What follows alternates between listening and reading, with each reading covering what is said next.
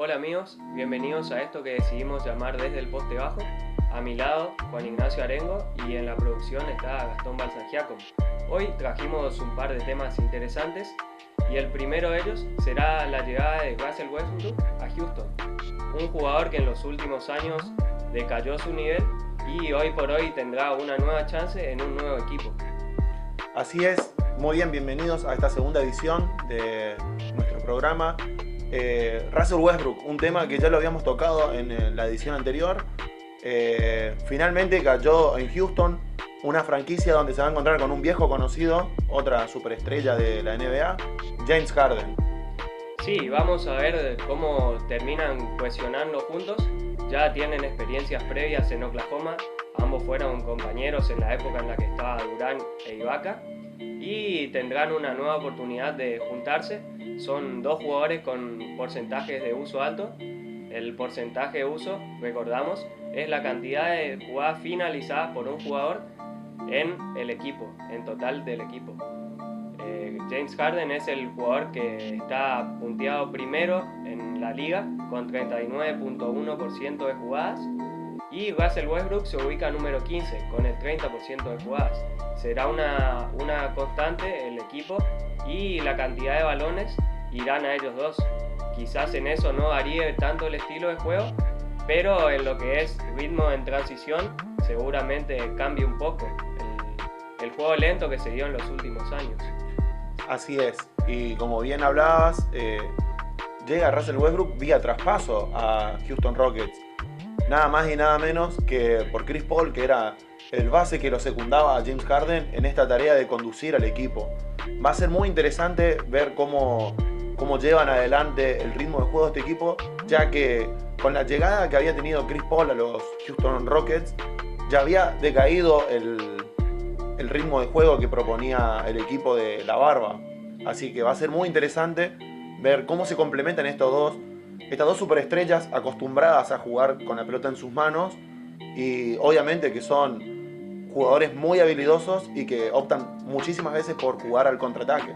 Sí, exclusivamente Russell Westbrook, que es un jugador líder en puntos por transición, 6 puntos en la temporada pasada en ese apartado. Es un jugador que encuentra su mejor forma en el contragolpe, teniendo la pelota, capturando el rebote y saliendo al contragolpe. James Harden quizás necesita un poco más de tiempo, jugar en aclarados en 1 contra 1 y quedará demostrado qué tan productivo podrá ser Westbrook sin pelota. El año pasado, cuando le tocó jugar al lado de Paul George, dio buenas sensaciones. Quizás en lectura de juego no es muy prodigioso, pero la experiencia previa de jugar junto a Paul la temporada pasada será muy productiva. Y James Harden ya sabemos que puede jugar junto a estrellas con posesión de balón como fue Chris Paul la temporada pasada. Lo que sí bastará ver es cómo se quedan ambos, y es una temporada que será intrigante para Houston. Así es, va a ser muy interesante también ver cómo este equipo de Houston se va a rearmar de cara a lo que es la Conferencia del Oeste, que ya bien sabemos están más de 10 equipos armados para clasificarse entre los 8 mejores de la Conferencia del Oeste, ¿sí? Va a ser un aire nuevo que va a recibir el equipo de Houston Rockets con la llegada entonces de Russell Westbrook. Y no solo que va a ser interesante y puede ser muy analizado de muchísimos puntos de vista, sino sobre todas las cosas va a ser muy entretenido de ver. Sí, será un equipo sumamente excitante y veremos lo que pasa en el resto de la temporada. En este segundo bloque hablaremos de un tema de debate, que es la cantidad de 5 y de bases, además de escoltas, que están libres en el mercado. Son posiciones que en los últimos años fueron mutando en el básquet moderno y son puestos que, principalmente el puesto de 5, si no saben hacer funciones de tiro o de caer en pick and roll o en descargas, terminan quedando obsoletos. Lo mismo en defensa, si no son capaces de quedar emparejados con jugadores exteriores, no son muy buscados por las franquicias. También en el puesto de base es un puesto que en los últimos años mutó mucho principalmente porque son jugadores que ahora buscan calidad en anotación y no tanto en organización de juego. Así es. Siguiendo con lo que estás hablando de la mutación de las posiciones, es muy cierto que en el básquet moderno ya los bases son prácticamente conductores, es decir, solamente se basan en quién sube el balón y quién comienza algún sistema ofensivo. Ya no hay esa posición como había antes, más marcada, de que solamente el jugador que jugaba de base era el que iniciaba la jugada. Entonces, está mutando mucho la NBA en ese sentido, en que el base o quien es el conductor es el quien sube la pelota y no es el base preferentemente pequeño como era antes. Bien cabe destacar también que la posición del 5 y del 4 ya son jugadores que se adaptan mucho más a jugar con la bola y a ser mucho más participativos al momento de pasar y al momento de tirar. Sí, en esos puestos que vos decías, los jugadores precisamente que están libres son aleros altos y pesados como Kenneth Farid en la posición de 4, también Marquise Chriss, otro jugador que nunca pudo desarrollar solidez en el puesto, también Andrew Bogut, Zaza Pachulia, son jugadores muy pesados que si no terminan mutando o cambiando un par de cosas en su juego, no podrán sobrevivir. Y en el puesto de 5 hay 9 jugadores libres en este mercado. Además, en el puesto de base hay 8.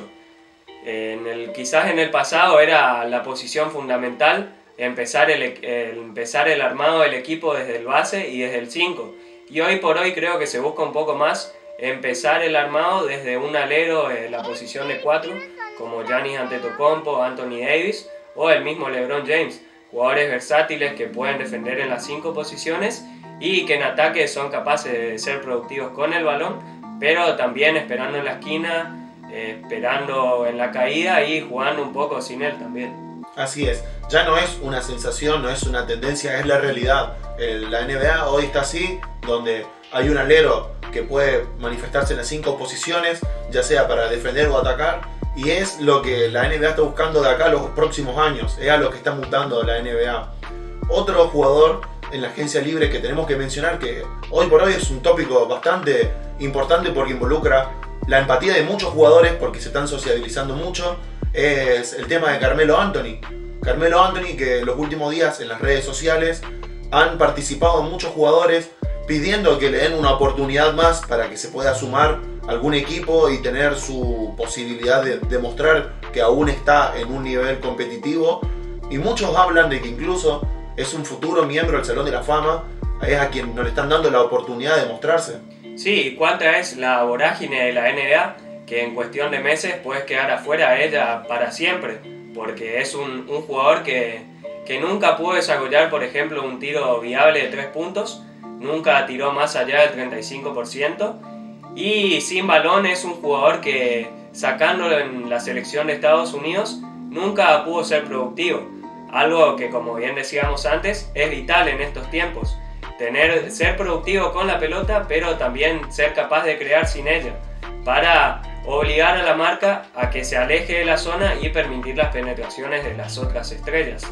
Inclusive se dijo en los últimos días que Carmelo no será tenido en cuenta para la selección, un lugar en el que él siempre encontró un sentido de pertenencia y será fundamental. Veremos qué pasa en estos últimos días. Así es. También sin olvidar de que tampoco es un jugador que tiene muchos dotes defensivos, entonces posiblemente con la edad que tiene ya le esté costando un poquito encontrar ese lugar que siempre ha tenido asegurado.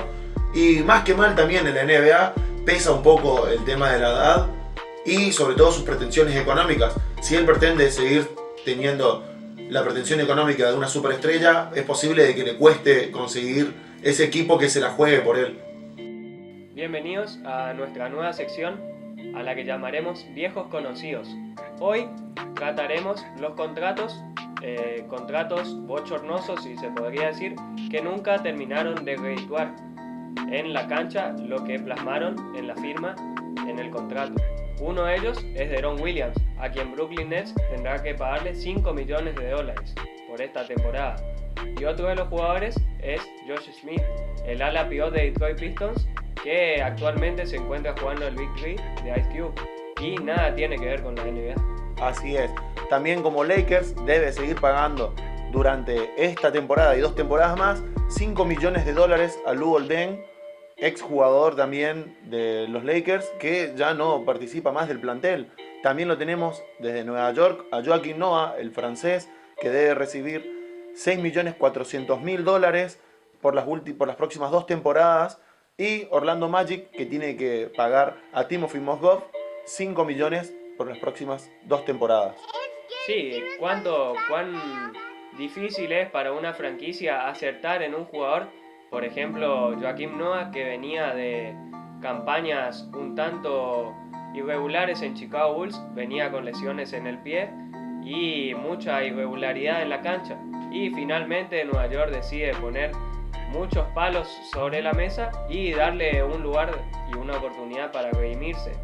Lo mismo Josh Smith y por ahí Deron Williams, son jugadores más viejos, veteranos, que les costó mucho.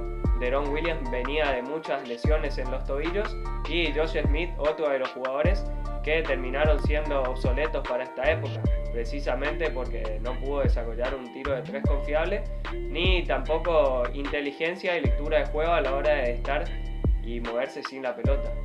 Así es, tanto Deron Williams, como mencionabas, y Josh Smith en su momento han sido grandes estrellas de la NBA, y estos contratos por lo visto no le ha costado a ellos conseguir mediante sus representantes, lo cual esto deriva en que ha sido una muy mala gestión y un derroche de dinero por estas franquicias que al día de hoy deben seguir pagando por jugadores que ya no cuentan en sus filas. Y un New York Knicks que parece no haber aprendido de sus errores pasados, y en esta agencia libre con tantos millones disponibles, casi $100 millones, termina firmando 3 jugadores en la misma posición, como fueron Bobby Portis y Julius Randle, y además termina eligiendo en el draft a un RJ Barrett que, si bien lo están fogueando al alero, es un 4 sin tiro o sin un tiro confiable, que en las últimas temporadas entre NCAA y secundaria nunca